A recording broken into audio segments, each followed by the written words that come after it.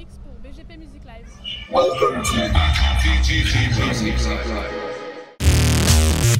Alors, bonjour The Flying Bricks, merci d'être avec nous. On vous connaît depuis 1 an et demi sur BGP. En fait, on avait partagé la sortie de Chimérique, c'était donc en mars de l'année dernière. Et là, ça se voit pas trop, mais on est au Hellfest et vous venez de sortir de votre set sur la Hellstage. Donc déjà, vos premières impressions. C'était incroyable. Hein. C'était super. Ouais, Il y avait plein de monde. C'était super. C'était éprouvant, mais c'était super. On est un peu fatigué, faut avouer. Voilà. Oui, parce que vous avez fait aussi hier le off. Donc il y avait le coup d'essai du off. Donc comment vous vous êtes retrouvés à la fois sur le off, sur la Hellstage, enfin voilà, qu'est-ce qui vous a amené en 1 an à arriver ici? On a eu plusieurs concerts importants. On a commencé par notre release party à la Boule Noire en septembre. Donc ça déjà c'était un super tremplin, c'était bondé.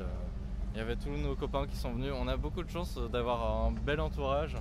Ensuite, on a eu la date d'abord au 24 heures du Mans en moto. Donc ça, c'était sympa. Ouais. Après, ensuite, on a fait la première partie de Skip the Use à l'Oasis. Donc ça, c'était incroyable. Ça, c'était énorme aussi. C'est fou. Voilà. Et là, le Hellfest. Le Hellfest, voilà. C'est voilà. trop bien, quoi. Ça fait une grosse année. Alors surtout qu'il y a eu un sacré changement. Donc quand on a partagé l'album, toi, tu intervenais sur une seule chanson. Ça. Et du coup, là, j'avais vraiment hâte de vous voir en live pour voir comment vous aviez retravaillé l'album. Donc justement, en interne, comment ça s'est passé pour retravailler les morceaux, du coup? Du coup, vu que les morceaux étaient chantés par Benoît, niveau morphologie vocale, c'était pas possible, donc il fallait évidemment réarranger. Et donc on a changé les tonats, on a rajouté des harmonies, on a fait gonfler les morceaux parce que du coup forcément j'atteins des notes parce que je suis une femme que Benoît peut pas atteindre. Donc forcément les morceaux on les a gonflés pour que ça prenne la puissance et que ça décolle. Voilà quoi. Effectivement, ça donne, c'est ce que je disais, en off avant je vous avais posé une question, parce qu'en fait ça donne des morceaux qui sont complètement revisités, limite qu'on ne reconnaît pas. Ouais, c'est exactement ça, donc c'est une deuxième manière de découvrir pour ceux qui ne vous connaissaient pas. Vu que ça fait 1 an et demi, je vais faire une petite interview bilan et tu vas pouvoir répondre aussi. En fait, j'ai repris une interview de Music Wave que vous avez fait en mai 2022. Donc on est quasiment 1 an après. Et il y avait des choses en suspens et du coup je pense que vous pouvez répondre maintenant, ça peut être intéressant et je les taguerai. Il y a beaucoup de gens qui vous demandaient pourquoi vous aviez commencé par un EP et pas par un album et vous disiez à l'époque que ça pouvait être un bon choix de promo. 1 an après, est-ce que c'est le cas? Carrément, on voit où on est là, c'est cool franchement. Avec un album, ça demande vraiment plus de travail. Maintenant, je pense que ça aurait été frustrant de faire un album sans Mélina. On est conscient que oui, ça marche beaucoup mieux. Voilà. Nous, notre terrain de jeu, c'est le live, on expérimente et là on est maintenant sur après un EP où effectivement il y a Mélina sur une chanson qui s'appelle Chimérique, qui est une chanson, moi c'est ma préférée, elle est extraordinaire. Franchement, j'ai envie de faire un album maintenant. On a maturé le projet. Ouais. Voilà. On se professionnalise. Maintenant, après Skip the Use, les 24 heures, le Hellfest, on a fait de la musique prochainement.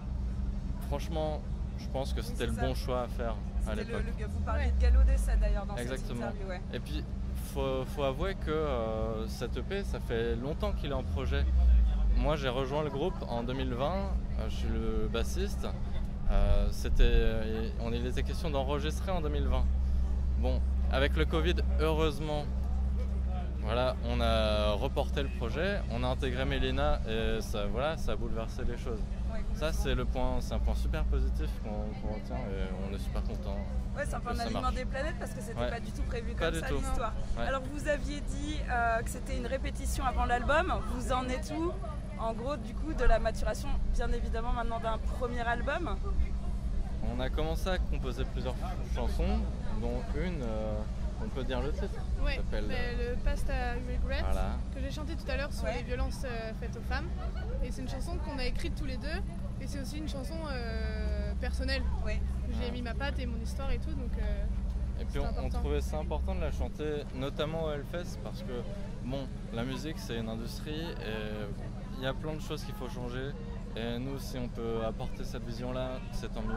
Exactement, surtout ici, il y avait des femmes qui dansaient dans la cage derrière juste avant et j'ai trouvé ça encore plus fort que tu fasses à ce moment-là, ça faisait vraiment du bien d'avoir ce décalage. Vous rêviez du Hellfest, donc ça, voilà, maintenant c'est fait. Je reviens en arrière sur les choix de chansons. Il y a une chanson à chaque fois où tu sors de scène. Est-ce que c'est le texte qui te fait sortir de scène? Pour quelle raison celle-là, tu la chantes pas? Parce que du coup c'est Father, et en fait c'est une chanson que Benoît a écrite, et c'est une chanson très personnelle qui le concerne aussi, et qui parle en fait d'un enfant qui s'est fait abandonner par son père, et moi je me voyais pas interpréter cette chanson qui est la sienne en fait. Comme moi, le blues que je chante sur les violences faites aux femmes, c'est mon histoire, et j'aime, franchement, ça serait bizarre que quelqu'un d'autre la chante, sachant que c'est hyper personnel et intime. Et en plus, je trouve ça trop bien moi que les gars ils gardent quelques chansons, ça change, et puis sur la scène ça fait du dynamisme, je sors, ça fait un peu une bouffée d'air, une entracte, ça fait l'animation, donc moi je trouve ça bien que chacun garde aussi ces trucs et qu'ils s'y retrouvent artistiquement en fait. Oui, complètement. Là je vais regrouper tout ça parce qu'on le voit en 1 an et demi, sur un seul EP il s'est passé énormément de choses. Qu'est-ce qu'on peut vous souhaiter pour la suite? Ce serait quoi le prochain objectif? C'est difficile à répondre. Continuer à faire des dates, que les dates qu'on fait comme aujourd'hui nous donnent de la visibilité et que ça nous aide à nous faire entendre, quoi. Toutes les dates sont super. Ouais. On essaie de se donner à fond pour chacune d'elles, que ce soit dans des petits bars. On a fait une tournée en mars là, on a fait une quinzaine de dates, c'était vraiment super. Et quand tu vois qu'à côté on fait des grosses scènes, franchement ça fait trop plaisir. Ouais, clair. Voilà. C'est ça. C'est beaucoup de travail.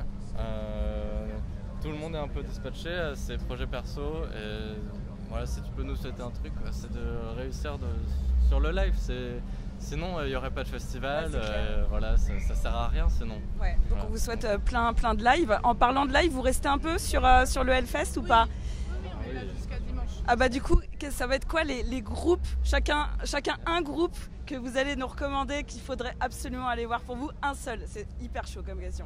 Un seul c'est dur. Un seul. C'est un par personne? Un par personne, non, okay. Un par personne quand même. Et moi je suis le bébé dans le rock, dans le métal, donc je vais aller sur les classiques. Moi je vais aller voir Iron Maiden. D'accord, bah oui. Parce que je me dis c'est quand même un truc à voir dans sa vie. C'est ça. Donc je dirais ça. C'est vrai que vous n'avez pas choisi les bonnes personnes pour l'interview pour parler de métal, mais on est tous les deux novices et on adore ça, il n'y a pas de souci. Et puis moi je viens du cabaret de la plume alors. Exactement. Mais on apprend très vite, franchement. Voilà. Moi, c'est un groupe que j'aime, que je vais aller voir demain. C'est à la Vallée, je crois. C'est Grande Masse Ashes. Ah ouais. Voilà, ça c'est incroyable à voir absolument. Enfin, non, tu connais là, on pas, parlait des voilà. femmes. Voilà. Non, ça c'est vraiment. Faut aller voir. On y sera aussi, ouais. Cool. Ouais. Trop bien. Bah, je vais vous laisser du coup le mot de la fin sur cette interview. Vive les artistes indépendants. Faisons du Hellfest un festival alternatif qui met en avant ces artistes émergents. Voilà, il y a beaucoup de travail de ce côté-là. Il y a beaucoup de messages à la fois politiques, à la fois féministes à faire passer, écologiques. Enfin, les mots me viennent comme ça, mais c'est super important. On est dans un des plus grands festivals de France, voire d'Europe, qui est un bon festival. Voilà, et il y a des choses à faire. Nous, on le sent, il y a une super ambiance ici. Ouais. On est super bien accueillis. Ça pourrait être un top festival. Voilà. Bah écoutez, merci beaucoup. Nous, on va continuer à vous suivre. On est là depuis le début et donc on sera là sur le prochain album. Merci, profitez bien du fest et de tout ce qui se passe pour vous en ce moment. Et on se retrouve bientôt sur BGP Music Live.